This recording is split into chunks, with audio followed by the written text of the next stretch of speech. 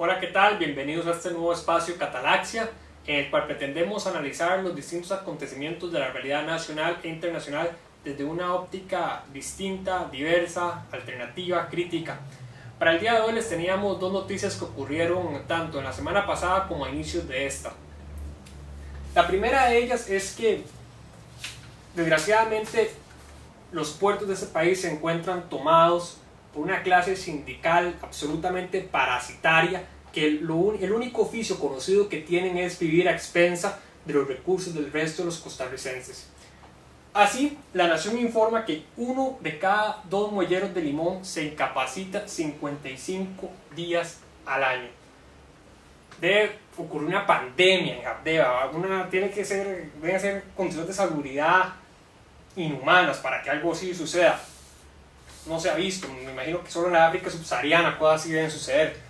Y esto hace que Habdeba tenga que pagar 800 millones de colones en personal suplente. ¿Qué es lo que sucede? El derecho laboral costarricense, que protege al trabajador de trabajar, admite la posibilidad de efectuar convenciones colectivas. Esto que son acuerdos que tienen fuerza de ley entre patronos y trabajadores, donde se superan los mínimos que la legislación laboral ordinaria otorga a los trabajadores. Entonces, los trabajadores pueden obtener beneficios extra, más allá de lo que la ley normal y ordinaria le da al resto, si logran establecer sus acuerdos con sus empleadores. El problema de las convenciones colectivas en el sector público es que, evidentemente, en este caso el patrono va a ser un funcionario público que va a estar disponiendo de los fondos ajenos, que va a ser dinero que va a ser tomado del dinero del bolsillo a la fuerza de un costarricense y llevado mágicamente por la mano justiciera del Estado a los bolsillos de los sindicatos en Habdeba, creando todo este problema. El gran problema que se da es que existen incentivos perversos en estas instituciones. Mientras el sector privado trabaja del favor del consumidor, de ofrecer un producto de calidad, eficientemente, a mejor precio, con innovación, el sector público trabaja del botín político, trabaja del chantaje político, de la cazadera de votos, de que no se armen escándalos. Por eso no nos debe de extrañar que en el índice de competitividad global del Foro Económico Mundial, Costa Rica aparezca en materia de muelles en el puesto número 128 de 133 países. Eso solo le ganamos a 5 países. Uno es Timor del Este, que tiene 7 años de existir. Otro es Tayikistán, que no tienen mar, al igual que Kirguistán y Bosnia y Herzegovina. Esos son los únicos que están por debajo de nosotros. Aparte de eso, todo el resto nos gana. No tenemos competitividad en ese sentido dentro de los muelles. Pero cabe decir que esto no es solo culpa de los sindicatos, que evidentemente están buscando su interés personal. Claro que es muy cómodo vivir a costas de los demás y sin trabajar, pero también esto es culpa de los políticos de cuarta de este país, que con tal de que no se les arme un escándalo andan repartiendo lo ajeno.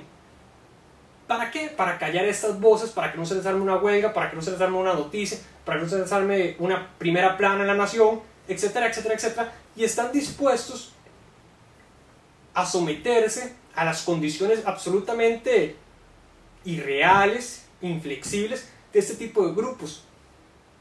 Se ocupa mano fuerte en ese sentido. No puede ser que estos grupos de presión coaccionen, se apropien del erario público y vivan a través del resto de los costarricenses. La otra noticia que queríamos comentar brevemente era la de la diputada y en estos momentos vicepresidenta del Congreso, Mauren Ballesteros. Doña Mauren se le descubrió que utilizó una avioneta de la fuerza pública para viajar a Guanacaste, viaje en el cual participó de una elección de su partido Liberación Nacional.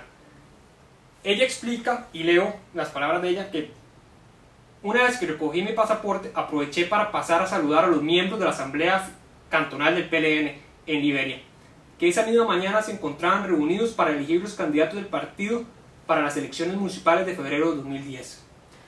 Así, lo que explica ella es que olvida su pasaporte en Liberia y tiene que ir a recogerlo porque él precisa para un viaje a Estados Unidos.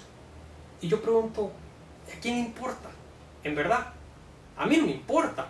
Si dejó el pasaporte olvidado, si no tiene la capacidad cognitiva de recordar dónde deja sus cosas, no veo por qué tiene que tomar una avioneta, de nuevo también de fondos públicos, un bien público, que hay que mantenerla con dinero público, que hay que pagar la gasolina con dinero público, para ir a volar a Liberia a recoger un maldito pasaporte. Y tras de eso, aprovecha para saludar a sus amigos de Liberación Nacional. Es una patología social enfermiza la que tienen algunos dirigentes de Liberación Nacional. Son como extremadamente sociables, extremadamente amables. Porque lo mismo decía don Pedro Pablo Quiroz. Él dice, andaba en una gira de helicóptero y me pareció muy conveniente ir a pasar a saludar a un matrimonio de quién sabe quién. No son mis Costa Rica para andar saludando a todo el mundo, y mucho menos doña Maureen, que evidentemente no tiene las cualidades físicas para pretender serlo. Esto es una broma de muy mal gusto.